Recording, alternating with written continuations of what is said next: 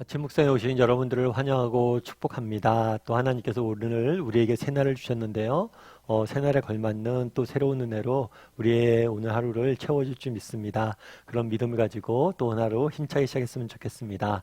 오늘은 선악과를 먹다라는 제목을 가지고 창세기 3장 1절부터 7절까지 말씀을 좀 더 살펴봤으면 좋겠습니다. 우리 2절과 3절 말씀 같이 한번 읽어볼까요? 같이 읽겠습니다.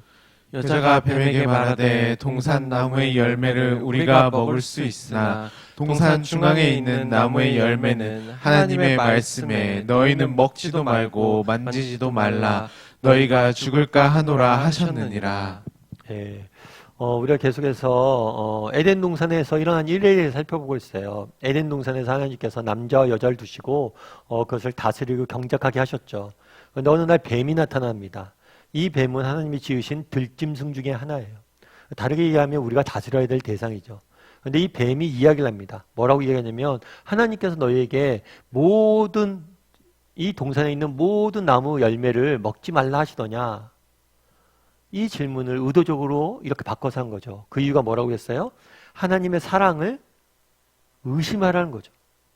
하나님 너희를 사랑하지 않으셔서 너희에게 자유를 억압하시고 너희에게 모든 걸 허락하지 아니하시고 지금도 이렇게 너희에게 이러한 부당한 명령을 내리셨다라고 말하면서 하나님의 사랑을 의심하라고 이야기를 하는 거예요. 그러자 여자는 뱀에게 뭐라고 이야기했을까요? 뱀에게 말하되 동산 나무의 열매를 우리가 먹을 수 있으나 뭐 하라고요? 동상 중앙에 있는 나무 열매는 하나님의 말씀에 너희는 먹지도 말고 만지지도 말라. 너희가 죽을까 하노라 이렇게 되어 있죠. 여자가 대답을 합니다. 대답을 하는데 첫 번째로 잘한 건 뭐냐면 하나님의 말씀을 인용을 해요. 하나님의 말씀을 인용을 하는데 문제는 뭐냐면 인용을 하는데 하나님의 말씀을 뭘 해요? 왜곡을 해요. 어떻게 왜곡을 해요? 너희는 먹지도 말고 만지지도 말라. 왜 만지지도 말라? 하나님께서 명령한 건 뭐예요? 너희가 먹지도 말라는 거예요. 그런데 왜 만지지도 말라는 말까지 넣었을까요? 이걸 통해서 우리가 알 수 있는 하와의 심리 상태죠. 하와 역시 뭐라고 느끼는 거예요? 하나님의 이 명령에 대해서 불만이 있는 거죠. 하나님의 이 명령이 과장한 거예요. 과하다고 생각하는 거예요. 왜 하나님께서 그걸 먹지 말라고 했을까? 하나님께서 그거 먹지도 말고 만지지도 말라고 했어. 그러면서 하나님의 명령을 무겁게 만들고 과장하면서 그 마음에 있는 불만이 나온 거겠죠. 그런 다음에 뭐라고 해요? 너희가 죽을까 하노라. 하나님께서 뭐라고 얘기했어요? 너희가 죽을 것이다 라고 이야기했어요. 그런데 이것들은 뭐예요? 하나님의 말씀에 대해서 의심하고 있는 거죠. 죽을까? 하나님의 말씀에 대해서 어떻게 하고 있냐면 불만을 갖고 의심하는 모습들을 보게 돼요. 앞서 이야기했던 뱀은 무엇을 물었습니까? 하나님의 사랑을 의심하게 만들었어요. 그런데 하와는 이미 그 마음속에 뭐가 들어가 있는 거예요? 하나님의 사랑에 대해서 불만하고 의심하고 있는, 하나님의 말씀에 대해서 불만을 갖고 있고 의심하고 있는 모습들을 보게 되는 거죠. 결국에 왜 하와가 선악과를 따먹었을까요? 이미 그 마음속에 뭘 의심하고 있었던 거예요? 하나님의 사랑과 하나님의 말씀을 의심하고 있는 모습들을 보게 되는 거예요. 그러면 이런 하와의 모습에 대해 모습과 우리는 어떨까요? 우리에게는 이러한 하와의 모습은 없을까요? 우리도 이런 하와의 모습이 있진 않아요. 하나님의 말씀이 있습니다. 여러분 하나님의 말씀이 있을 때 이 말씀을 정말 하나님의 말씀을 신뢰하고 정말 하나님이 이 말씀을 하신 이유가 우리를 사랑하셔서 우리를 위해서 이 말씀을 주셨다 라고 생각을 하세요? 그래서 하나님 말씀을 신뢰하세요?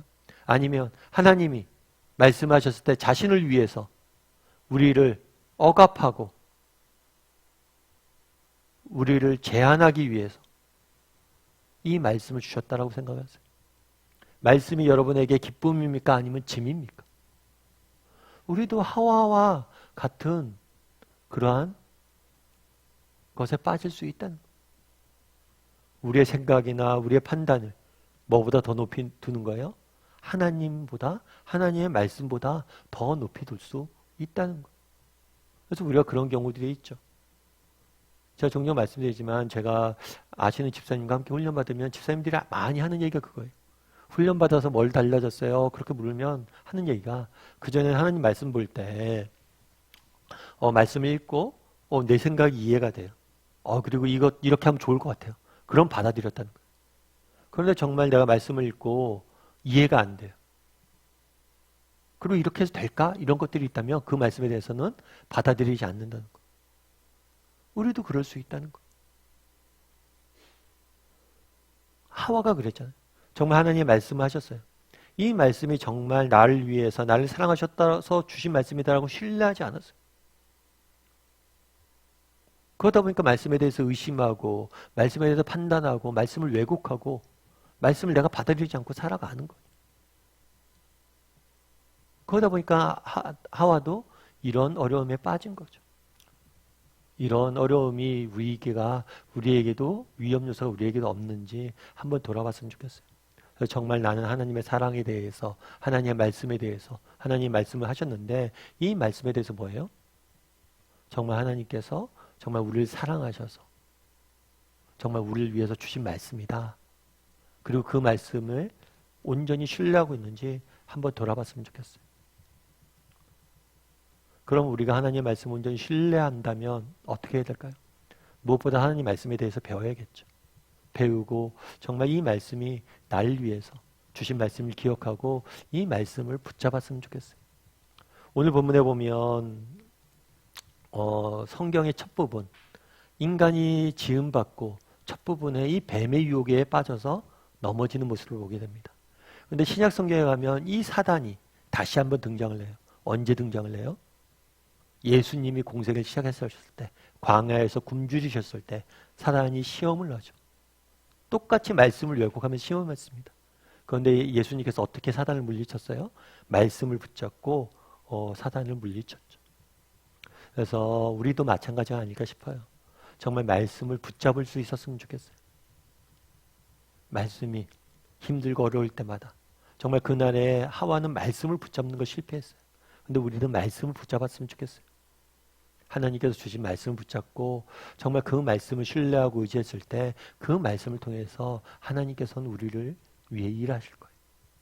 저도 개인적으로 참 좋아하는 말씀이 있어요. 그건 어떤 말씀이냐면 빌립보서 1장 21절 말씀이에요. 그 말씀이 이런 말씀이에요. 이는 내게 사는 것이 그리스도니 죽는 것도 유익함이라. 참 이 말씀은 제가 인생의 순간순간 고비고비마다 정말 중요한 결정을 할 때 이 말씀을 많이 붙잡아요.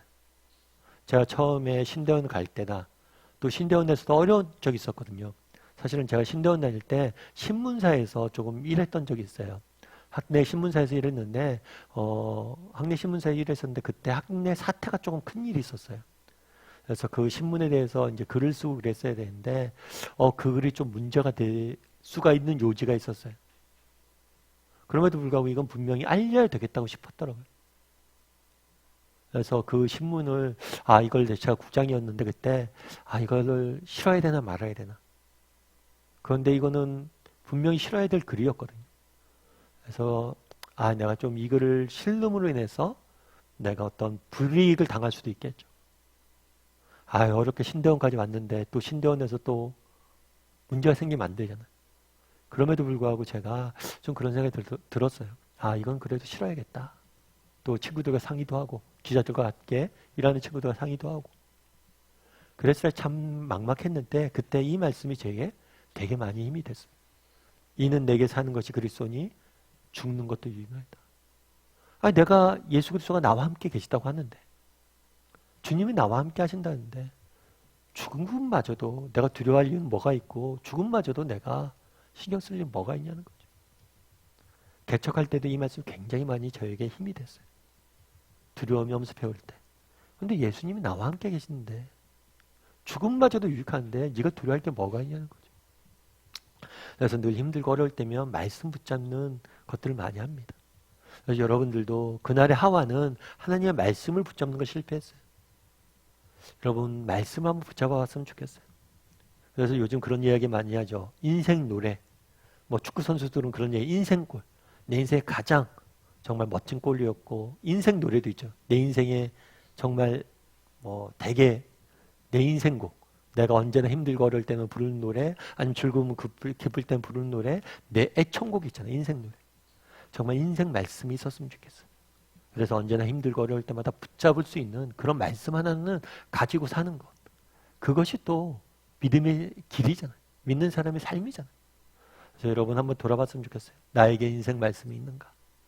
그리고 그 말씀이 없다면 어떤 말씀이 될 건가? 그 말씀을 붙잡고 기도하는 습관을 가졌으면 좋겠어요. 특별히 힘들고 어려울 때 정말 붙잡고 말씀 붙잡고 나아가는 습관들을 가졌으면 좋겠어요.